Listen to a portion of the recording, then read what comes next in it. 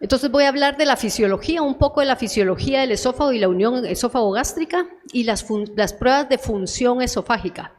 Voy a hacer un poco de énfasis en la manometría esofágica de alta resolución, aunque la verdad es que hacemos manometrías esofágicas desde hace 20 años, por 20 años se hicieron las convencionales, los últimos 15 años se han hecho de alta resolución y la imagen que miran ahí es la imagen de una manometría de alta resolución y así es como se veía. En realidad parece como que fuera las imágenes del tiempo, ¿verdad? Cuando uno mira los huracanes en colores o cuando hay tornados, ¿verdad? Se representan, los colores representan presiones y por eso tiene esa imagen. Entonces, si empezamos con la fisiología del esófago, creo que lo más importante que entendamos es que el esófago en realidad pasa por tres estructuras. Hay una porción esofágica que está en el cuello, hay una porción del esófago que está en el tórax, y recordemos que el tórax tiene presión negativa, que quiere decir que tiene una presión menor que la presión atmosférica, y hay una porción del esófago que se encuentra dentro del abdomen. Entonces, la porción abdominal está expuesta a una presión positiva, la presión torácica está expuesta a una presión negativa. Ya solo con esos gradientes de presión le es muy fácil al contenido irse del abdomen hacia el tórax. Hay un gradiente de presión que existe todo el tiempo. Para evitar que el contenido regrese del abdomen al tórax, el esófago tiene dos esfínteres. El esfínter esofágico inferior, que este esfínter, su trabajo es evitar que lo que bajó al estómago no regrese al esófago, para proteger el esófago. El estómago tiene una capa de moco y un epitelio que tolera el ácido, el contenido ácido del estómago. El esófago no. El esófago tiene un epitelio estratificado que no tolera el ácido y se quema con muchísima facilidad. Entonces el trabajo del esfínter esofágico inferior es no permitir que el ácido del estómago regrese al esófago. Y la verdad es que los últimos años han demostrado que en el estómago no solo hay ácido, también puede haber contenido alcalino o contenido no ácido. Y cualquiera de este contenido no le va a hacer ninguna gracia al esófago, lo va a dañar. Ahora, el esfínter superior, su trabajo va a ser no permitir que lo que esté en el esófago regrese a la orofaringe. La orofaringe tiene que ser protegida y el esfínter superior tiene presiones en el rango de los 60 a los 90 milímetros de mercurio para evitar que el contenido esofágico regrese a la orofaringe. Entonces, cuando nosotros vemos un paciente que se ha documentado por una pHimetría, que este paciente tiene reflujo y que este reflujo se asocia a su tos, quiere decir que este contenido gástrico tiene que vencer el esfínter inferior, tiene que meterse del esófago, del estómago al esófago distal, del esófago atravesar el esfínter superior, llegar a la orofaringe y mandar partículas a la vía aérea para que el paciente le dé tos. Entonces, esto nos sugiere que este paciente tiene un problema serio en su esófago para que tenga una manifestación extraesofágica de tos y si la correlacionamos con reflujo. Hoy en día los neumólogos han demostrado que estos pacientes que microaspiran crónicamente su contenido gástrico hacen fibrosis pulmonar. Y esta fibrosis pulmonar es muy seria porque hay muy poco tratamiento. Ahorita hay un tratamiento experimental para detener la fibrosis, pero no se cura la fibrosis pulmonar, ¿verdad? Entonces, muy importante estudiar a estos pacientes y determinar si su tos se debe a reflujo. Ahora, cuando nosotros pensamos, el esófago también tiene otra peculiaridad, y es que la porción proximal del esófago es músculo estriado. Este es músculo voluntario. La porción media y distal del esófago es músculo liso, controlado principalmente por el sistema nervioso autónomo. Ya no tenemos un control voluntario sobre esto. El músculo del esófago, igual que el resto del músculo gastrointestinal, tiene dos capas. Una capa circular y una capa interna y una capa longitudinal externa. Y tiene plexos submucoso y mientérico. Pero la inervación del esófago, tanto del esófago voluntario que es estriado, como del esófago involuntario que es músculo liso, toda la inervación la da el nervio vago. El nervio vago es un nervio autónomo del sistema parasimpático, y el esófago, tanto la porción voluntaria como la porción involuntaria, es regulada por el vago. Y el esófago tiene otra peculiaridad. La mayoría de esfínteres o órganos del tracto gastrointestinal que son regulados por el sistema nervioso autónomo, una parte la hace el simpático y lo opuesto lo hace el parasimpático. Entonces, en los lugares que el parasimpático acelera, el simpático desacelera, o a la inversa. Y así vemos en el corazón, en el intestino, en otras partes. El esófago no. El esófago solo tiene control parasimpático, solo tiene control vago. Entonces, ¿qué hace el vago? Pues el vago tiene una rama que usa acetilcolina para contraer el esfínter, y tiene una rama que usa óxido nítrico y péptido intestinal vasoactivo para relajar el esfínter. Entonces, el esfínter esofágico inferior tiene solamente control parasimpático, tanto para contraerlo como para relajarlo. Ahora, además de hablar de la función del esófago, que es llevar el contenido de la deglución de la orofaringe al estómago, que es lo que conocemos, necesitamos entender que el esófago tiene una serie de maniobras, de formas de proteger, y ya hablamos cómo el esfínter inferior protege para que el contenido gástrico no llegue al esófago, y ya hablamos cómo el esfínter superior protege para que el contenido esofágico no llegue a la orofaringe. Pero la otra cosa que puede hacer el esófago es proteger cuando ya llegó el contenido al esófago. Y el esófago tiene la propiedad de iniciar contracciones peristálticas que se llaman secundarias cuando sufre distensión. Entonces, si hay contenido gástrico que entra al esófago y distiende el esófago en cualquier proporción, eso genera un anillo de contracción proximal que empuja el contenido y lo vacía hacia el esófago. Esto se conoce como el aclaramiento esofágico, y este es un mecanismo protector para que el esófago no sufra debido a la acidez del contenido que está refluyendo. Ahora, el esfínter esofágico inferior es la principal barrera y para evitar que el contenido gástrico regrese al esófago. Sin embargo, ya dijimos que hay una parte que está en el tórax y hay una parte que está en el abdomen. El punto de inversión de la respiración es donde sabemos que es la mitad, ¿verdad? Entonces, esta parte intraabdominal es importante porque esta parte tiene presión positiva y me ayuda a generar esta barrera, y más o menos esta es la forma de presión, la forma como genera presión. Sin embargo, si nosotros vemos los diagramas, el esfínter esofágico inferior en realidad no es un esfínter como es el píloro, por ejemplo, donde la masa de fibras musculares está engrosada. En realidad, en el esfínter esofágico inferior, la masa muscular se mira normal, pero el esfínter se mantiene contraído debido a la función del parasimpático. ¿Qué ocurre cuando hay una hernia? Pues se pierde esta anatomía. Cuando hay una hernia, el que más sufre es el esfínter esofágico inferior. Primero, ya no tiene componente intraabdominal, todo el esfínter queda ahora dentro del tórax, y ya dijimos nosotros que el tórax tiene presión negativa. Entonces ahora es más fácil que el contenido refluya del estómago hacia la porción proximal, diríamos, ¿verdad?, que es el esófago.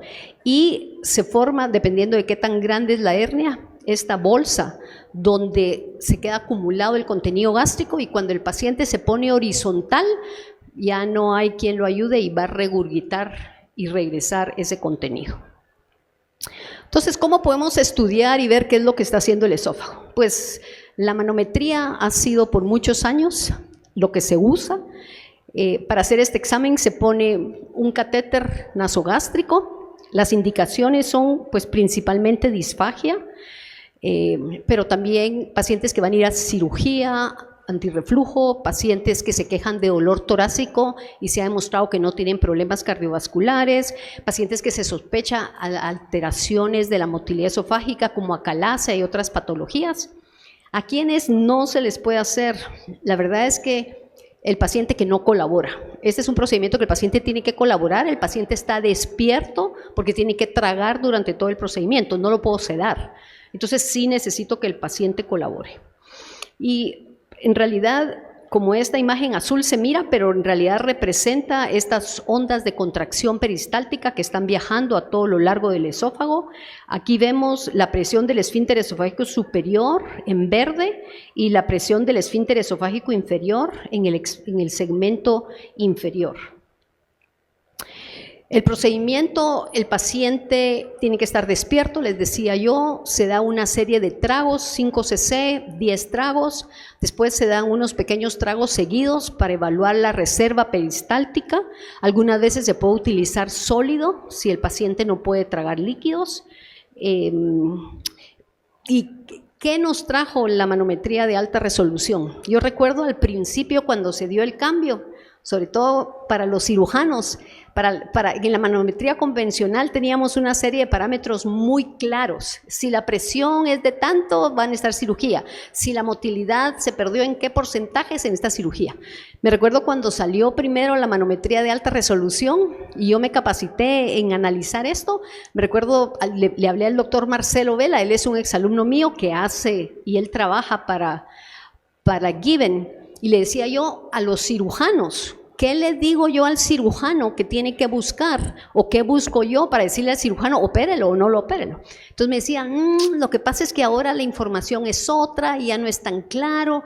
Entonces, en realidad, el propósito de la manometría de alta resolución es evaluar cómo está funcionando el esófago en general, pero ya no da algunos parámetros tan específicos porque hay tanta información que da.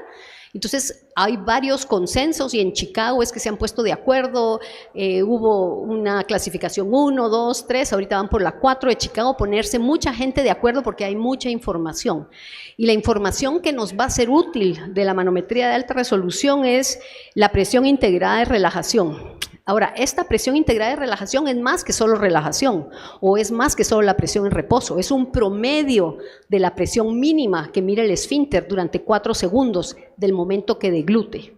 Lo otro es la integral de contractilidad distal. Esto sí es una medida de la fuerza, del vigor. Toma en cuenta la amplitud, la duración, la progresión de las contracciones y todo lo promedia en un valor que se expresa en milímetros de mercurio por centímetro.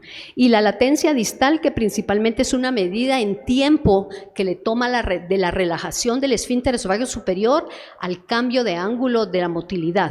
Y principalmente es útil para el diagnóstico de contracciones prematuras y espasmo esofágico distal.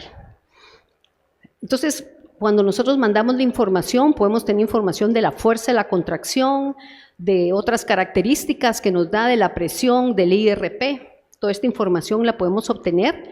También nos da información de la morfología. Esto es importante para los cirujanos, porque aquí sí se puede ver si el esófago, la crura yatal y el esfínter esofágico inferior están al mismo nivel, es decir, el esfínter esofágico inferior está a su nivel de la crura donde debe de estar, se mira un trazo donde están juntos, pero si están separados, y vemos aquí, pueden estar muy separados. Le decía yo al doctor Arevalo, hace unos días vi una paciente, tenía una separación como de 6 centímetros, impresionante, ¿verdad? ¿Por qué? Porque entonces ahora el esfínter esofágico inferior quedó a medio tórax y la crura del diafragma quedó en su lugar. Y en la manometría podemos ver esa diferencia y eso nos dice que son hernias muy grandes, ¿verdad? Porque se llevaron el esfínter esofágico inferior muy lejos. En realidad, principalmente alteraciones del esfínter esofágico inferior o la unión esófago-gástrica es lo que nos va a dar este examen. Y para las acalasias es para lo que ha sido más útil, sobre todo porque dependiendo del tipo de acalasia se decide el tipo de cirugía que necesita el paciente. También nos puede hablar de los trastornos de motilidad. Yo puse algunas imágenes porque sobre todo la acalasia, las imágenes son muy claras, ¿verdad? Los tipos de acalasia, la tipo 1 donde no hay motilidad, la tipo 2 que se mira una panpresurización y la tipo 3 que aumenta la presión distal. Entonces estos parámetros sí los da muy claros la manometría de alta resolución. Así es como se mira cuando tienen una hernia. Si nosotros vemos aquí está el esfínter esofágico superior y aquí está la crura del diafragma. Entonces vemos esa distancia que hay. Ahora, estos pacientes que tienen una hernia, sobre todo hernias grandes que estén haciendo presión en el esfínter esofágico inferior, a la hora de hacer la manometría podemos tener un resultado de un aumento de la presión de la unión esófago-gástrica.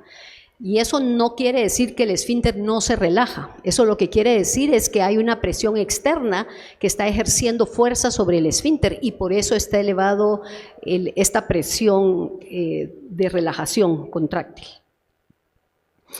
También motilidad inefectiva. Le decía yo al doctor que antes solo veíamos una disminución de la amplitud de la contracción. Ahora nos describe que hay defectos peristálticos importantes. Si hay un esófago contráctil, el espasmo esofágico distal. Entonces, verdaderamente la manometría ha venido a contestar muchísimas preguntas de alteraciones esofágicas y darnos un montón de patología que tal vez antes no diagnosticábamos.